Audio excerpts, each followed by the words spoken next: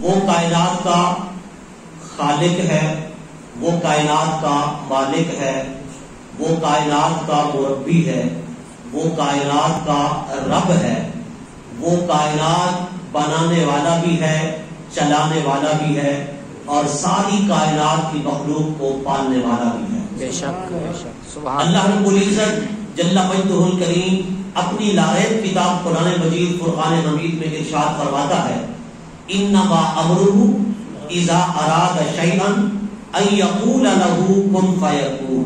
واہ سبحان یعنی اللہ، اللہ رب العزت جل شانہ کائنات کی کسی چیز کے بھی تخلیق فرمانے کا جب ارادہ فرماتا ہے، اللہ پاک جب یہ چاہتا ہے کہ فلاں چیز تخلیق ہو جائے، اللہ تبارک و تعالیٰ کا جب ارادہ ہوتا ہے کہ فلاں چیز کو تخلیق کروں، وہ جب کسی چیز کو تخلیق کرنا چاہتا ہے، کسی چیز کو بنانا چاہتا ہے، تو اللہ رب العزت جل شانہ کیا فرماتا ہے؟ کن ہو جا۔ واہ واہ سبحان اللہ، کیا فرماتا ہے؟ کن ہو جا، فیکون، تو وہ ہو جاتی ہے، ہو جاتی ہے۔ بے شک، یعنی اللہ رب العزت کو محنت نہیں کرنا پڑتی، کوشش نہیں کرنا پڑتی، اسے مشقت نہیں اٹھانا پڑتی، اسے تکلیف نہیں اٹھانا پڑتی، کسی چیز کے بنانے اور تخلیق کرنے میں اسباب نہیں لانے پڑتے۔ جیسے ہم عمارت تعمیر کرنا چاہیں تو اس کے لیے اسباب اکٹھے کریں گے، اگر کوئی اور چیز بنانا چاہیں تو اس کے لیے بھی اسباب اکٹھے کریں گے، وہ آلات و اسباب جمع کریں گے، پھر وہ چیز وجود میں آئے گی۔ اللہ رب العزت کو نہ تو کسی چیز کے تخلیق کرنے میں آلات کی حاجت پڑتی ہے، نہ اس کو کسی اسباب کی ضرورت پڑتی ہے، نہ اس کو بنانے میں دیر لگتی ہے، بلکہ وہ فرماتا ہے کن، اے چیز ہو جا، رب کہتا ہے فیکون، تو وہ فوراً وجود میں آ جاتی ہے۔ سبحان اللہ سبحان اللہ، یہ ہے اللہ تعالیٰ کی تخلیق، بے شک، اور یہ ہے اللہ تعالیٰ کی قدرت ہے۔ اللہ رب العزت کسی چیز کو بھی تخلیق فرماتا ہے تو فرماتا ہے کن ہو جا، تو وہ ہو جاتی ہے۔ لیکن جس چیز کو بنایا اللہ رب العزت نے یہی فرمایا، آسمان کو پیدا فرمایا تو کن کے ذریعے، زمین کو پیدا فرمایا تو کن فرما کر، اللہ رب العزت نے انسان جنات کو پیدا فرمایا تو کن فرما کر، فرشتوں کو پیدا فرمایا تو کن فرما کر، اللہ نے درختوں، پہاڑوں، سمندروں، دریاؤں کو پیدا فرمایا تو کن فرما کر۔ غرض یہ کہ کائنات کی چھوٹی یا بڑی چیز جب اس نے تخلیق فرمائی تو وہ خود فرماتا ہے کن فیکون، اس نے کن کہا تو وہ ہو گئی۔ سبحان اللہ، بے شک، اللہ نے کن فرمایا آسمان بن گئے، اللہ نے کن فرمایا زمین وجود میں آ گئی، اللہ نے کن فرمایا پہاڑ بن گئے، اللہ نے کن فرمایا درخت بن گئے، اللہ نے کن فرمایا تو کیڑے مکوڑے حشرات الارض بن گئے، اللہ نے کن فرمایا فرشتے بن گئے، اللہ نے کن فرمایا تو جنات بن گئے، اللہ نے کن فرمایا کائنات کی تمام چیزیں وجود میں آ گئی۔ اس کے کن کا کرشمہ سورج بھی ہے، اس کے کن کا کرشمہ چاند بھی ہے، اس کے کن کا کرشمہ شرق و غرب، شمال و جنوب بھی ہے، اس کے کن کا کرشمہ یہ ستارے اور سیارے بھی ہیں۔ غرض یہ کہ کائنات کی ہر چیز لفظ کن سے پیدا فرمائی۔ جب باری آئی انسان کی، ہائے ہائے واہ واہ سبحان اللہ، جب باری آئی انسان کی تو پھر اللہ نے یہ نہیں فرمایا کہ میں نے انسان کو تخلیق کرتے ہوئے فرمایا کہ اے انسان کن ہو جا، نہیں، بلکہ فرمایا خلقت بیدیا، میں نے تو انسان کو اپنے ہاتھوں سے بنایا ہے۔ سبحان اللہ سبحان انسان کو اللہ، اپنے ہاتھوں سے بنایا ہے۔ وَنَفَخْتُ فِيهِ مِن رُوحِي، پھر فرمایا میں نے اس میں اپنی روح پھونکی ہے، پھر فرمایا فَقَعُوا لَهُ سَاجِدِينَ، پھر کائنات کی ہر چیز کو، فرشتوں کو بھی فرمایا کہ اس کے سامنے میں نے سجدہ ریز کر دیا۔ سبحان اللہ، آدم کو تخلیق فرما کے نہیں فرمایا اسجدوا لآدم، آدم کو سجدہ کرو۔ نہیں سمجھے بات آپ؟ حیرت میں پڑ گئے، حیرت کے ساتھ ساتھ رب کی قدرت پر سبحان اللہ بھی بولے جائے۔ سبحان اللہ سبحان اللہ، اللہ نے کائنات کی ہر چیز کو لفظ کن سے بنایا ہے، لیکن انسان کو اپنے ہاتھوں سے بنایا۔ واہ واہ واہ واہ سبحان اللہ، خلقت بیدیا۔ اب اس سے آپ خود اندازہ لگائیں کہ رب کو یہ انسان کتنا پیارا ہے، جس کو رب نے اپنے ہاتھوں سے بنایا وہ کتنا قیمتی ہوگا، وہ کتنا اعلیٰ ترین ہوگا، وہ رب کی قدرت کا کتنا بڑا شاہکار ہوگا، وہ اللہ تبارک و تعالیٰ کو کتنا پسند ہوگا، وہ اللہ تعالیٰ کا کتنا پیارا ہوگا۔ اسی لیے اللہ رب العزت نے فرمایا وَلَقَدْ كَرَّمْنَا بَنِي آدم، میں نے آدم کو اور آدم کی اولاد کو تاج تکریم پہنایا، تاج شرافت پہنایا. کیوں؟ مولا باقی چیزیں بھی تو ہیں نا، یہ زمین ہے، یہ آسمان ہے، یہ سورج ہے، یہ چاند ہے، یہ پہاڑ ہے، یہ درخت ہے. فرما ان سے میرا جلوہ جزوی نظر آتا ہے، پر انسان کو دیکھو تو کلی جلوہ گاہ نظر آتا ہے. سبحان اللہ، سبحان اللہ. یہ میری معرفت کی جلوہ گاہ ہے.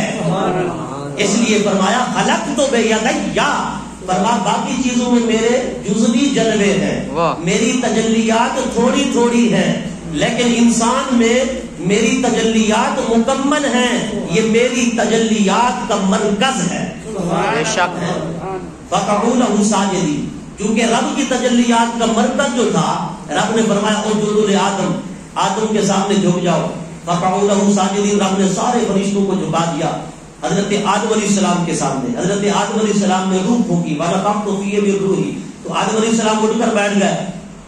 آپ کو آئی چھینک تو آپ نے پڑھا الحمدللہ رب العالمین. سبحان اللہ. آپ نے الحمدللہ رب العالمین.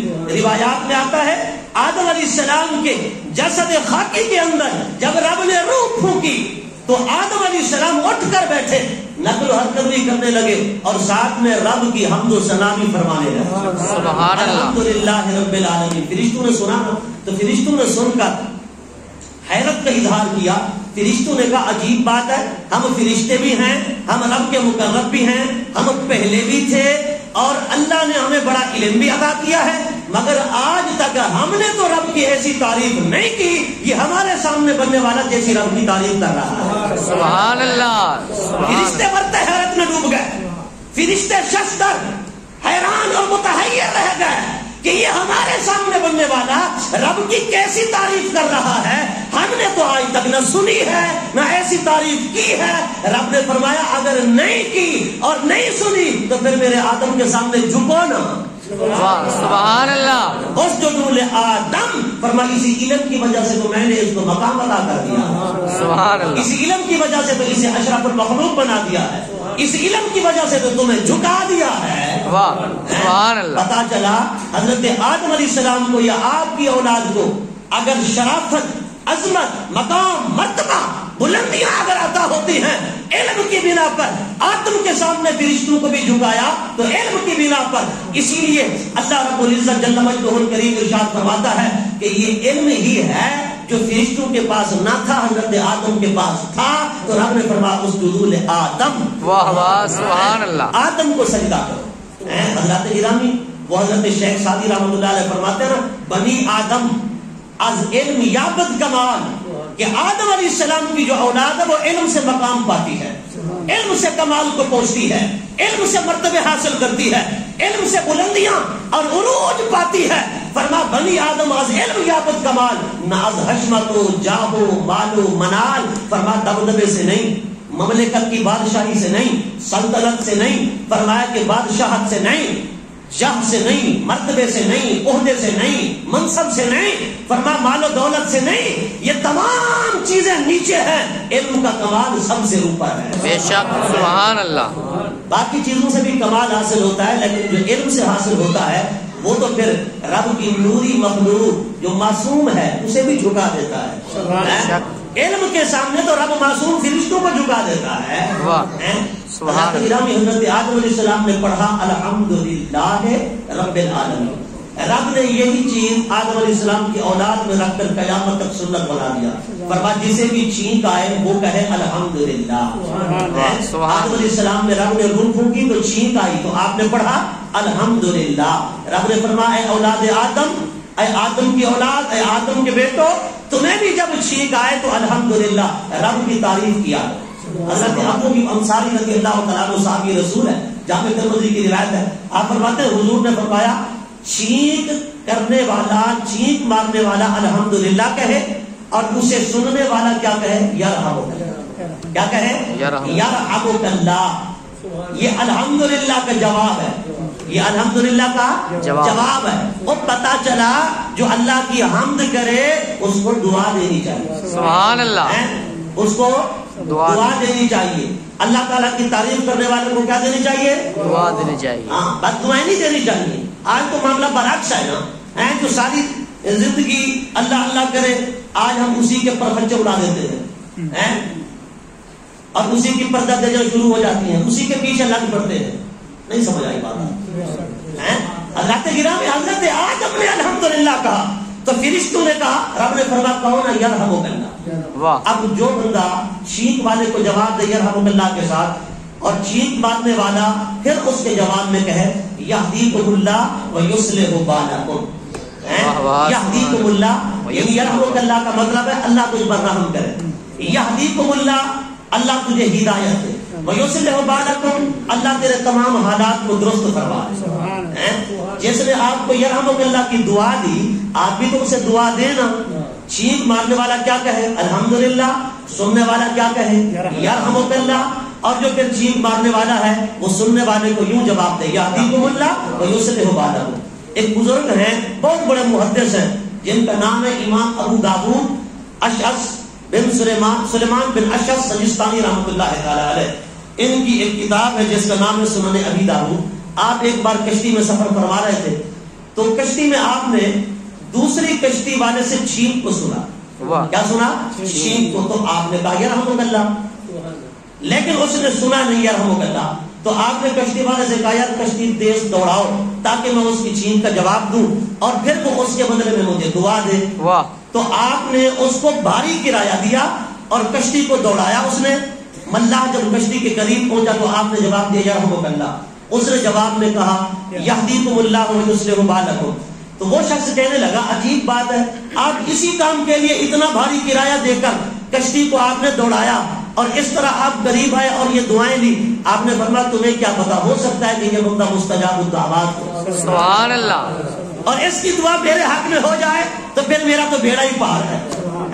اس لیے میں نے کہا اتنے بڑے بڑے بزرگ دعاؤں کے محتاج نظر آتے ہیں. آج ہم ہیں دعائیں تو درکنار، ہم تو بد دعائیں لے رہے ہیں ہر کسی کی.